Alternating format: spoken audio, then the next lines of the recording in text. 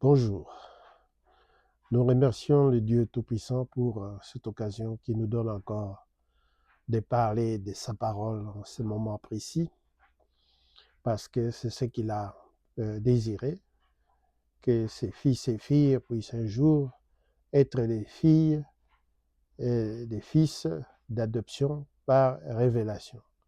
C'est-à-dire qu'ils soient capables de reconnaître l'action de son esprit dans leur cœur et dans leur vie, et de la manière simple avec laquelle il se révèle depuis le Jardin d'Éden. Concernant ce qui a été dit la fois passée, nous avons constaté qu'il y avait quelques remarques à ce sujet et nous allons essayer de répondre un peu à cela. Nous avons constaté que beaucoup s'élèvent toujours contre la connaissance, en mêlant cela avec la connaissance qui enfle. Ici, vous devez savoir que la vie éternelle aussi est reliée à la connaissance, c'est-à-dire de connaître qui est Dieu et celui qui l'a envoyé, Jésus-Christ. Et notre nouvelle naissance aussi s'opère par les renouvellements dans la connaissance, de connaître qui est Dieu. Nous sommes engagés dans ce processus-là. Et parmi les vertus qui nous sont nécessaires pour atteindre la nature divine, c'est-à-dire être rendu comme Dieu, en fait, parce que c'est à cela que nous sommes appelés, pour cela qu'il y a un testament, c'est parce que nous devons hériter de Dieu. Et dans ce déploiement-là, dans ce cheminement-là, lorsque nous lisons les vertus pour lesquelles nous sommes constitués pour atteindre la stature parfaite du Christ, il y a la connaissance. Donc il ne s'agit pas ici de vouloir minimiser cela et vouloir désorienter les gens parce que peut-être que la lumière était un peu plus forte et vous êtes incapable de vous en accommoder et vous attaquez la connaissance. Ça n'a aucun sens puisque la lecture même de la Bible est basée sur la connaissance. La compréhension plutôt juste des choses bibliques est basée par la connaissance que Dieu donne, la connaissance divine. Et puis, un autre fait, lorsque la vérité ou bien la lumière est donnée, il ne faut pas se référer au groupe.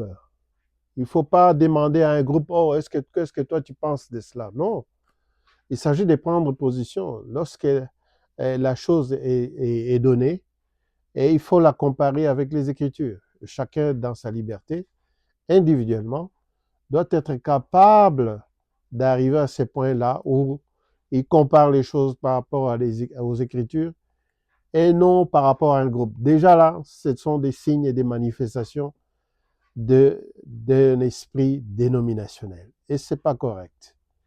Quand quelque chose vous frappe, bien quelque chose qui a été donné, qui a été formulé, vous devez les ramener toujours à la lumière de l'Écriture et non selon l'entendement d'un groupe quelconque auquel vous appartenez. Alors, les choses qui ont été dites la fois passée, et nous allons y revenir un peu dans le chapitre 1er de Genèse, sont des choses qui ont été dites à propos. Elles sont effectivement incluses dans le message qui nous a été transmis par le prophète William Marion Branham. Il n'y a rien de nouveau. Il en a parlé et c'est lui qui a contribué à distribuer ce message à travers toute la terre, le premier. Notre frère notre défunt frère Rewad Frank, eh bien, il en a parlé plusieurs fois. Et comme le sujet est excitant et vraiment intéressant, nous allons y revenir au fur et à mesure pour montrer à la lumière de tout ce qui a été dit dans cette génération que les choses qui sont contenues dans Genèse chapitre 1er et chapitre 2 sont des véritables pensées auxquelles nous avons droit. Nous devons aussi comprendre que le chapitre 1er du livre de la Genèse contient beaucoup de secrets. Beaucoup ont escamoté cela, ils ont lu des bribes, puis après ils sont passés à autre chose. Mais c'est la base. C'est la principale base pour comprendre qu'est-ce qui est advenu et qu'est-ce que nous vivons aujourd'hui Et qu'est-ce qui arrivera à la fin? Comme nous l'avons vu, il est parlé de l'arbre de la connaissance du bien et du mal. Mais personne n'en parle plus. Mais pourtant, le bien et le mal sont en train de s'affronter dans notre génération. Nous vivons à l'ère des guerres des volontés. Nous devons savoir comment la première volonté a failli et nous a conduit à escamoter, à éviter l'arbre de la vie. L'arbre de la vie pour lequel le Seigneur a promis aux croyants, aux vainqueurs des âges de l'Église, dont certains vont manger de l'arbre de vie qui est dans le paradis de Dieu. Vous voyez? Et nous retrouvons l'arbre de vie à un certain moment au chapitre 22 de l'Apocalypse, pleinement établi là-bas avec un accès qui donne accès à la nouvelle cité de Dieu. Et dès là, le Seigneur dit, dehors seront les magiciens. On peut lire, c'est dans Apocalypse chapitre 22.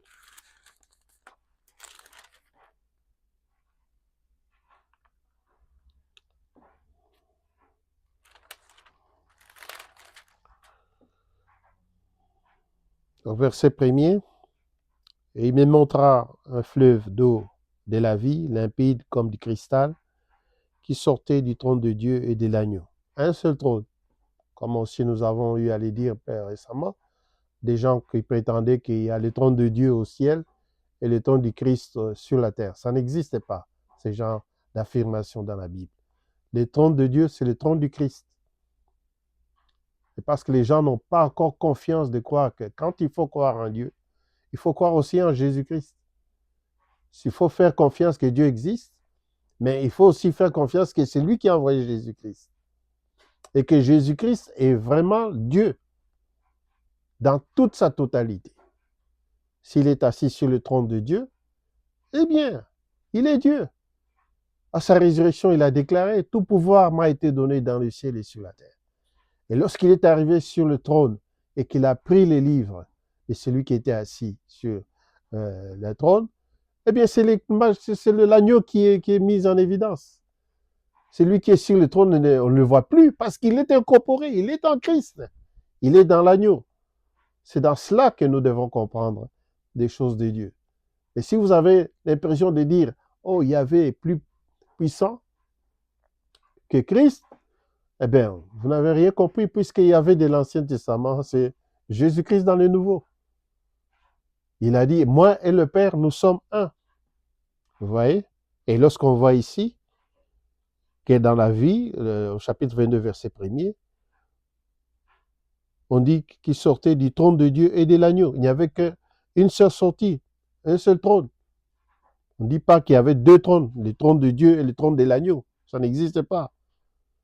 Et puis au milieu de la place de la ville et sur les deux bords du fleuve, il y avait un arbre de vie, produisant du fruit chaque mois, et dont les feuilles servaient à la guérison des nations. C'est une nouvelle phase. C'est de la civilisation maintenant dans laquelle nous sommes incorporés dans l'arbre de la vie. Parce que la civilisation actuelle, c'est la consommation de l'arbre de la connaissance du bien et du mal. Voilà pourquoi la loi a été donnée. La loi a été donnée pour nous faire différencier ce qui est bien et ce qui est mal. La loi punit le mal. Même aujourd'hui, dans les lois divines, les lois humaines, qui découlent de la civilisation, de la civilisation judéo-chrétienne, ces lois-là sont installées pour punir le mal. Vous comprenez? Pour faire la différence entre le bien et le mal, il faut une loi. C'est ça qui est incorporé dans cet arbre de la connaissance du bien et du mal. Parce que Dieu est intervenu. Il savait que la vie de l'arbre de la connaissance du bien et du mal est courte.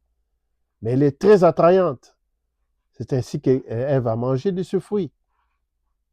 Elle a préféré aller de ce côté-là.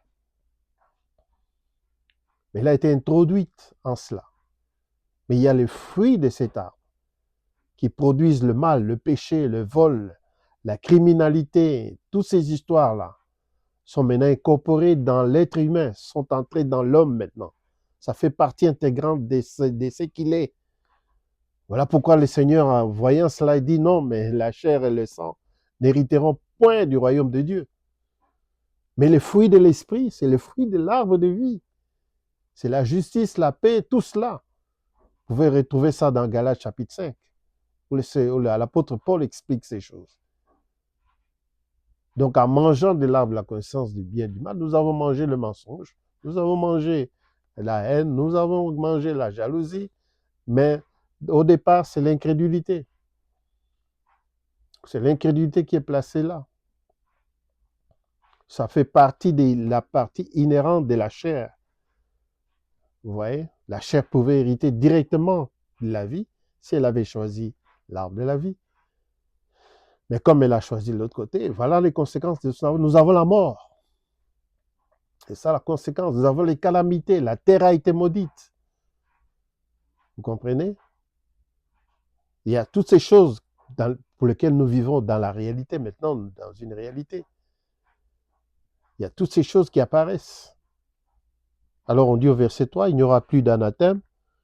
Le trône de Dieu et de l'agneau, un seul trône, pas deux, passeront, mais sera dans la ville.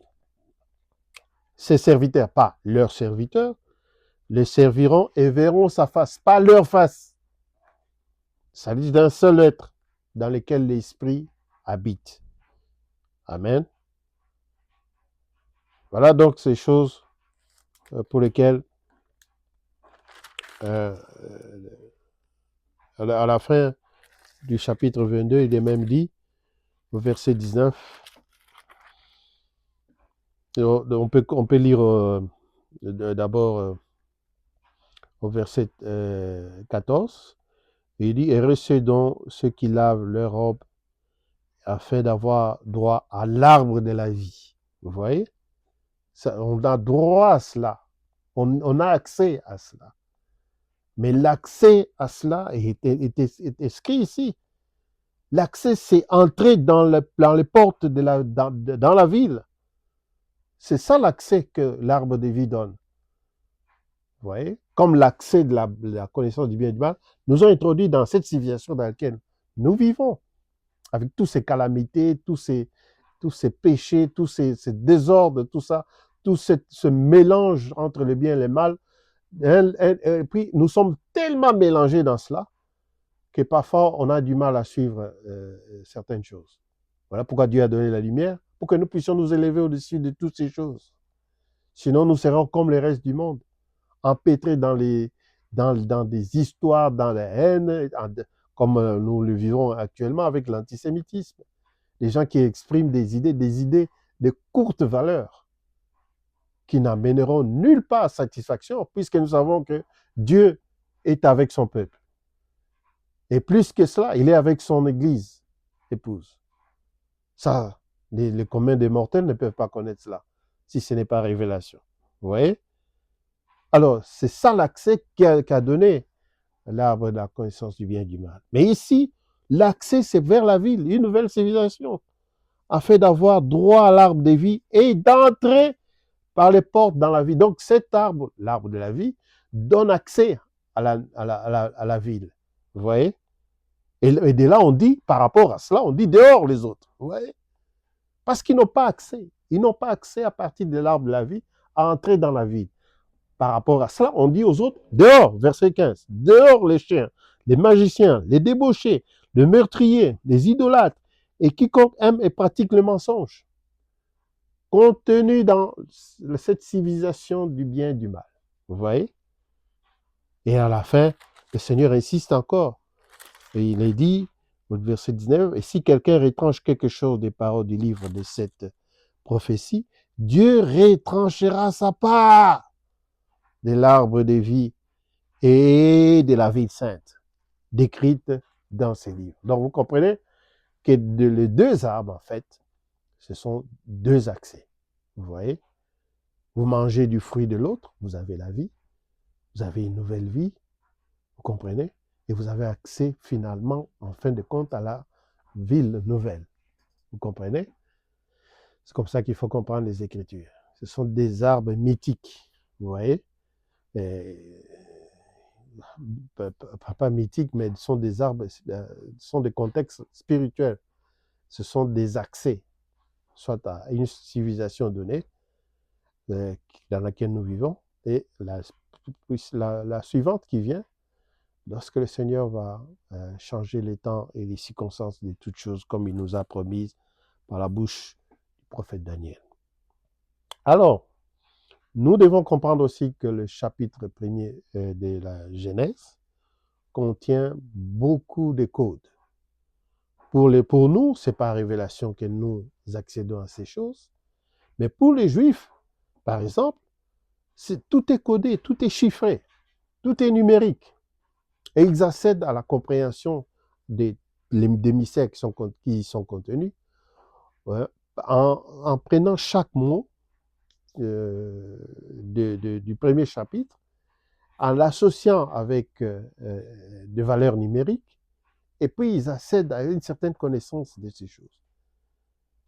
Et croyez-moi, ils sont parvenus à connaître tous les mystères de Dieu. En scrutant ces 2 livres du chapitre 1er, surtout les chapitres 1er de la Genèse, qui leur a donné accès à comprendre qu'il y a plusieurs cieux, par exemple. Ils ont accès à beaucoup de choses. Et ils ont vu aussi, au travers de cela, la venue du Mashiach, juste en lisant les chapitres 1er. Vous voyez? Et pour nous, nous avons accès aussi à tous les mystères de Dieu, par révélation, mais nous avons tout cela révélé, comment on peut dire, complètement.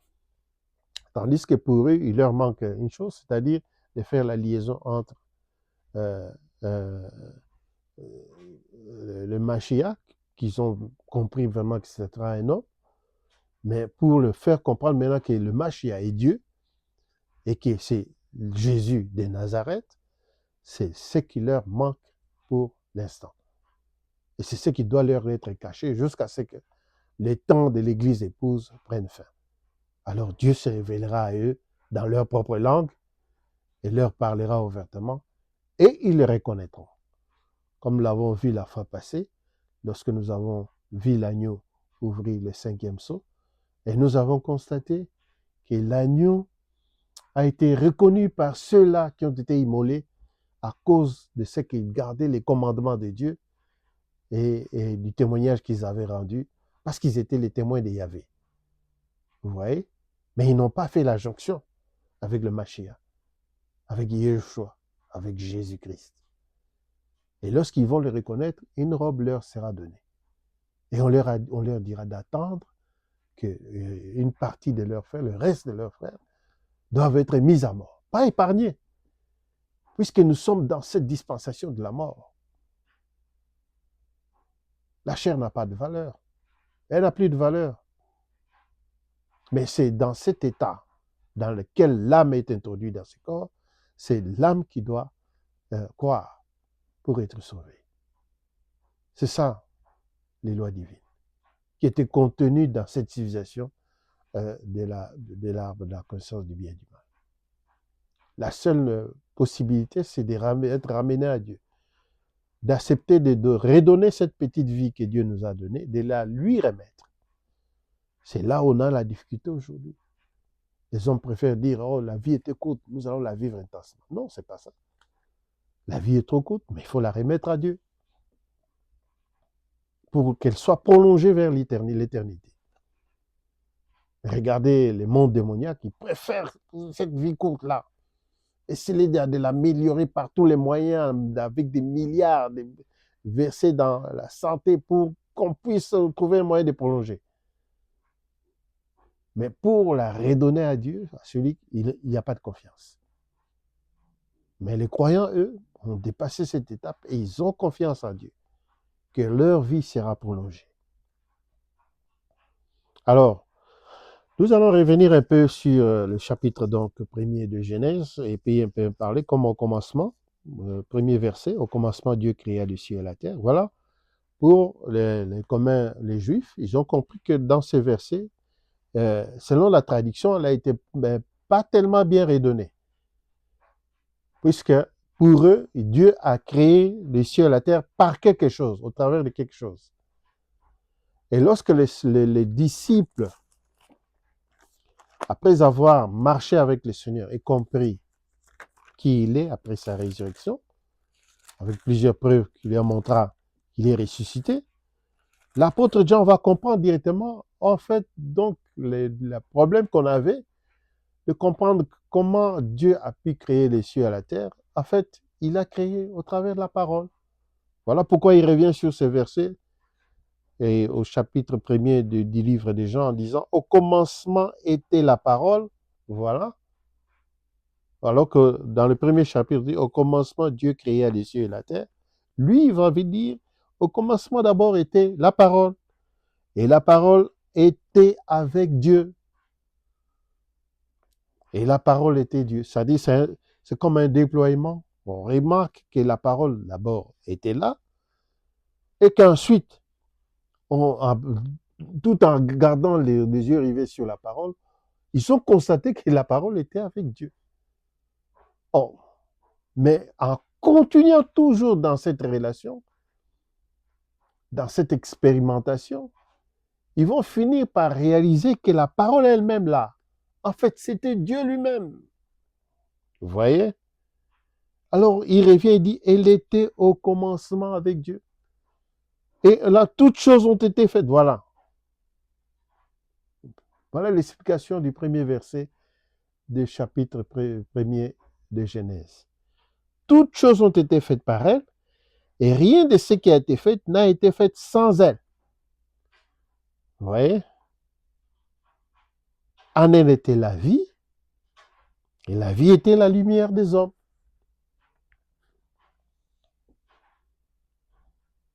Alors là, on nous dit, la terre était informe, au chapitre 1er de Genèse. La terre était informe et vide, il y avait des ténèbres à la surface de l'abîme, et l'Esprit de Dieu se mouvait au-dessus des eaux. Comme nous l'avons dit la fois passée, au commencement, Dieu créa le ciel. On ne sait pas combien de temps ça a pris. Vous voyez? Ça n'a pas pris 6 jours. Non, ce n'est pas écrit.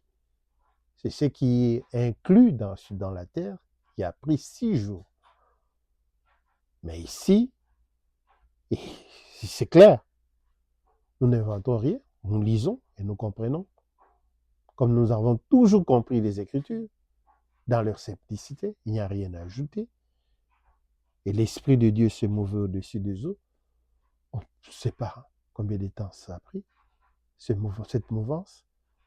Mais nous voyons, par exemple, pour les eaux, que ça peut avoir aussi une double application. Les eaux peuvent être aussi les hommes, de peuples, de foules et des nations. Mais nous ne disons pas que c'est ça qui est écrit ici. Mais nous devons savoir plus tard que Dieu est au-dessus des hommes. Amen. Et au verset 3, on nous dit que la lumière soit, et la lumière fut. Ça, c'était le premier jour. Dieu vit que la lumière était bonne, et Dieu sépara la lumière d'avec les ténèbres. Mais cette lumière dont on parle ici, elle n'est pas comparable avec ce qui est écrit. Par exemple, au verset 14, Dieu dit qu'il y ait des luminaires dans l'étendue du ciel pour séparer le jour d'avec la nuit. Ça, c'est pour séparer le jour avec la nuit, pas avec les ténèbres. C'est ça aussi qu'on doit comprendre.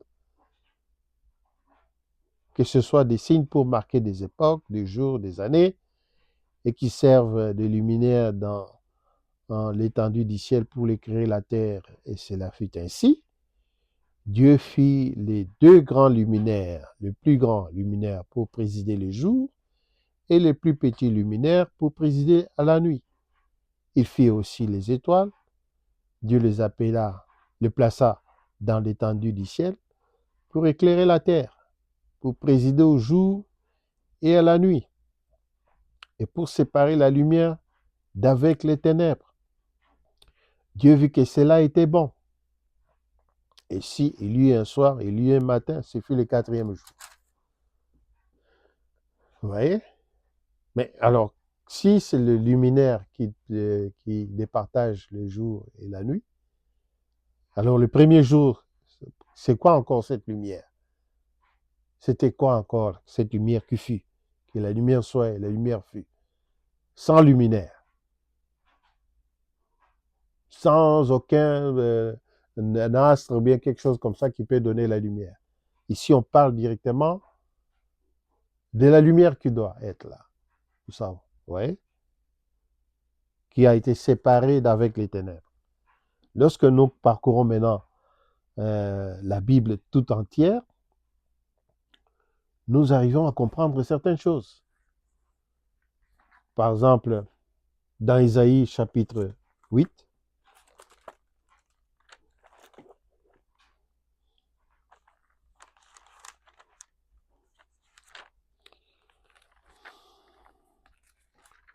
Isaïe chapitre 8, à partir du verset 23, le prophète parle d'ici, il dit, mais les ténèbres ne régneront pas toujours, vous voyez.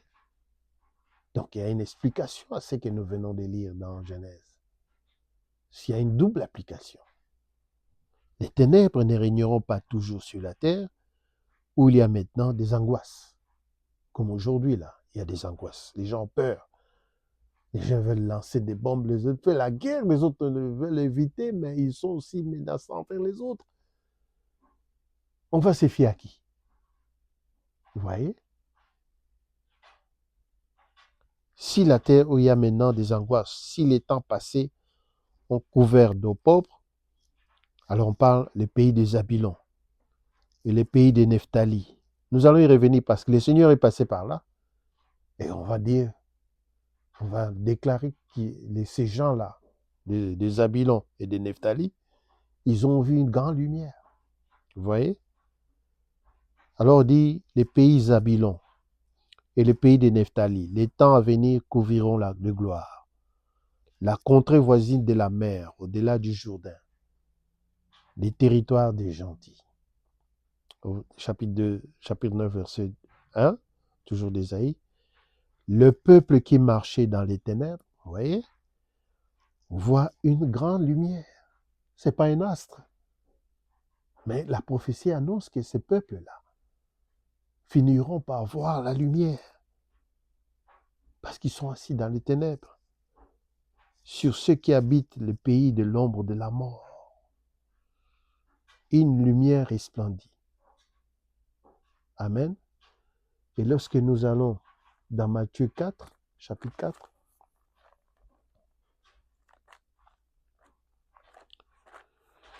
Matthieu chapitre 4, verset 12.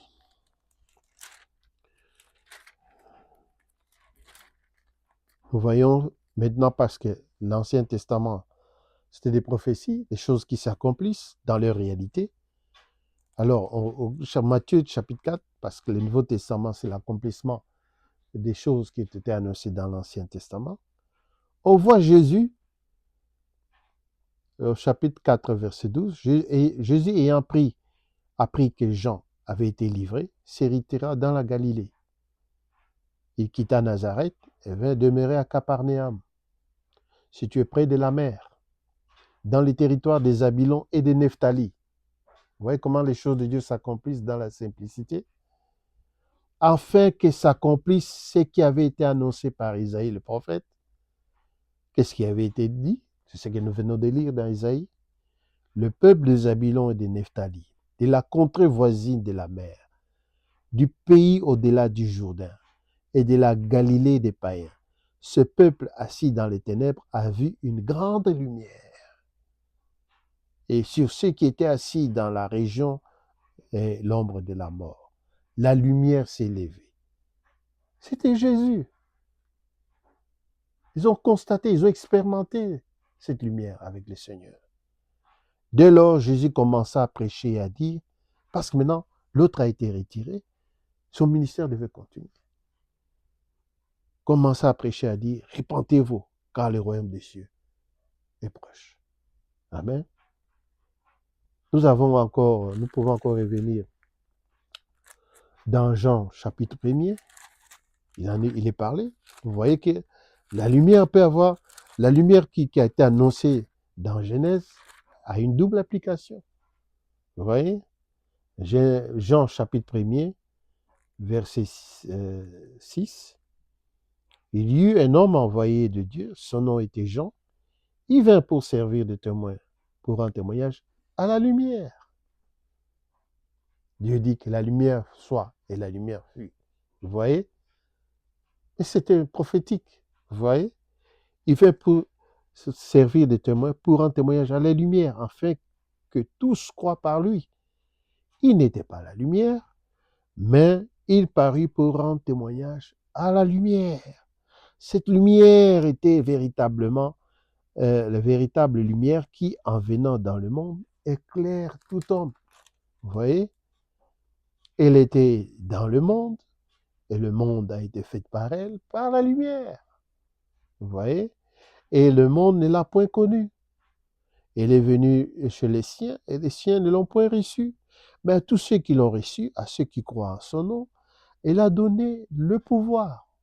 Ceux qui croient en Dieu, ils ont un pouvoir de devenir enfants de Dieu, lesquels sont nés non du sang, ouais, ni de la volonté de la chair, ni de la volonté de l'homme, voyez, mais de Dieu. Puisque nous avons parlé au début là, de la guerre des volontés. La volonté de l'homme doit disparaître. Du moins, elle doit accepter de suivre la volonté de Dieu. C'est en cela que consiste notre voie vers le salut. Et la parole a été faite chair, et elle a habité parmi nous, plein de grâce, de vérité.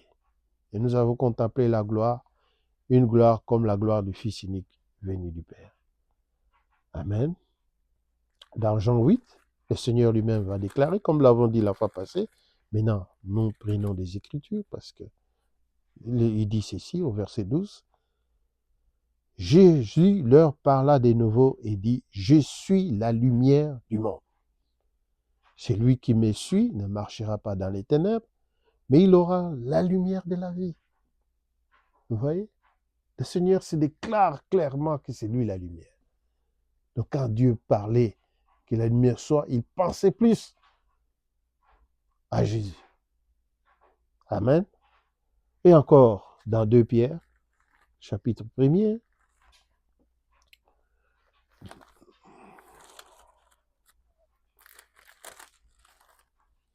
2 Pierre, chapitre 1er, à partir du verset 19, Pierre aussi relate quelque chose. Et nous tenons pour d'autant plus certaine la parole prophétique à laquelle vous faites bien de prêter attention, comme à une lampe. Vous voyez? La parole prophétique aussi. En fait, la parole prophétique, c'est la lumière.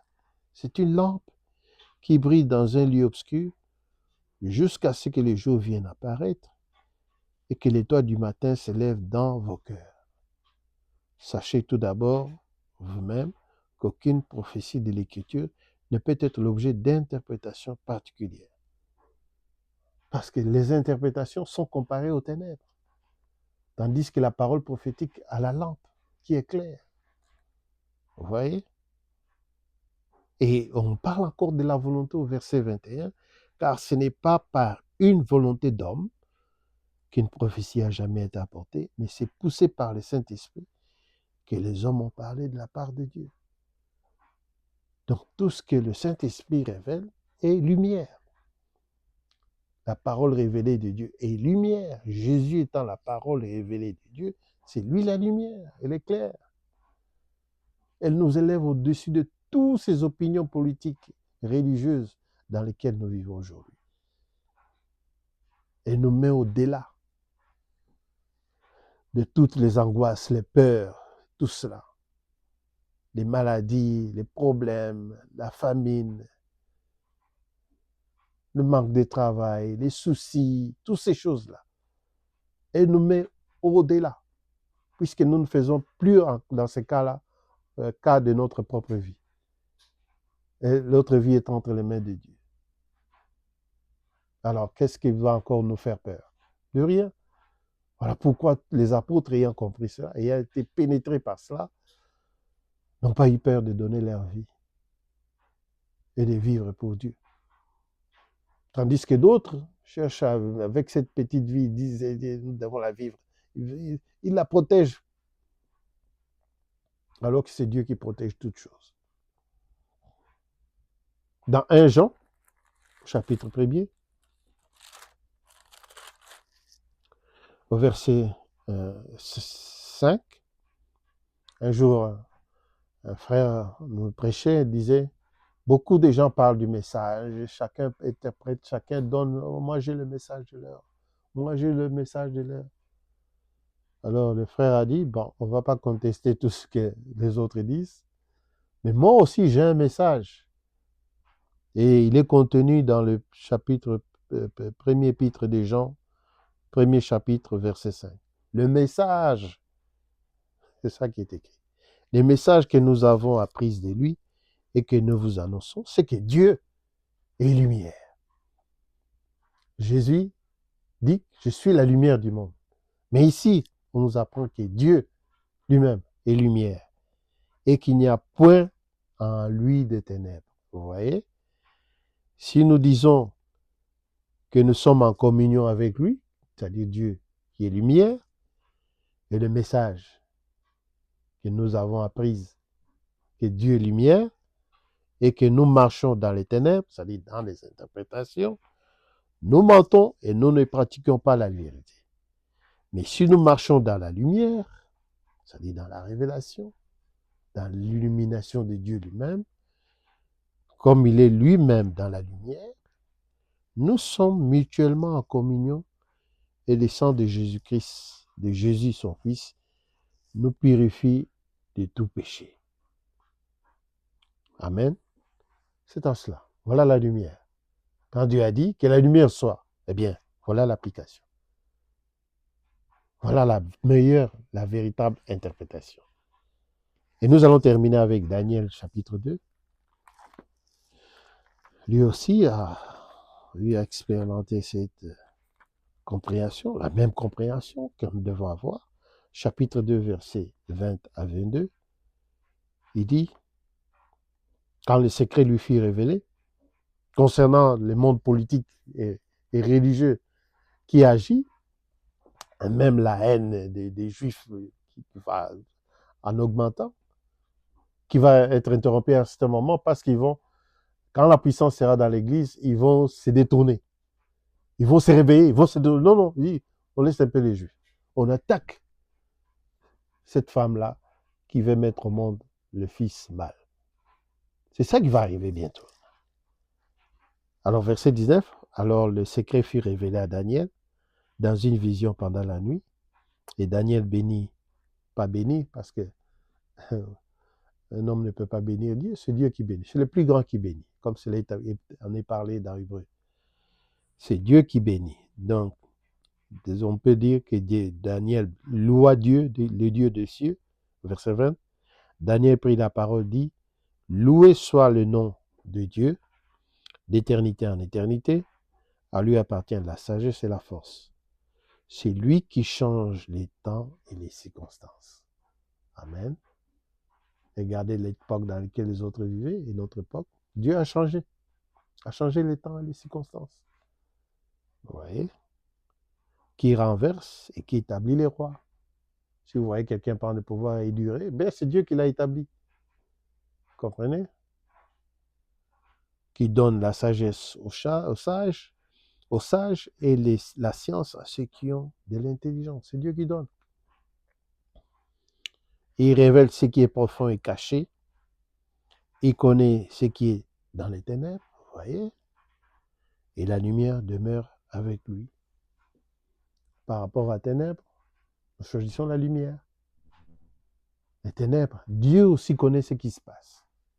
Nous sommes dans un monde de ténèbres. Mais Dieu sait ce qui se passe et nous a instruits pour échapper à cette génération. Surtout cette-ci, la mauvaise. Il va subir les conséquences de tout ce qui a été commis comme péché depuis que le monde existe. Dieu va punir la dernière génération. Elle est méchante. Et nous la voyons dans les actions. Elle ne supporte pas la contradiction. Elle veut priver aux autres la liberté de penser, de culte, de croire. Mais Dieu est à l'œuvre. Voilà pourquoi Dieu a envoyé sa lumière pour nous éclairer les ténèbres. Alors, nous allons continuer la fois prochaine avec le livre de la Genèse pour comprendre chaque verset dans son contexte spirituel révélé par la parole de Dieu, par l'Esprit de Dieu. Au nom de Jésus-Christ. Amen.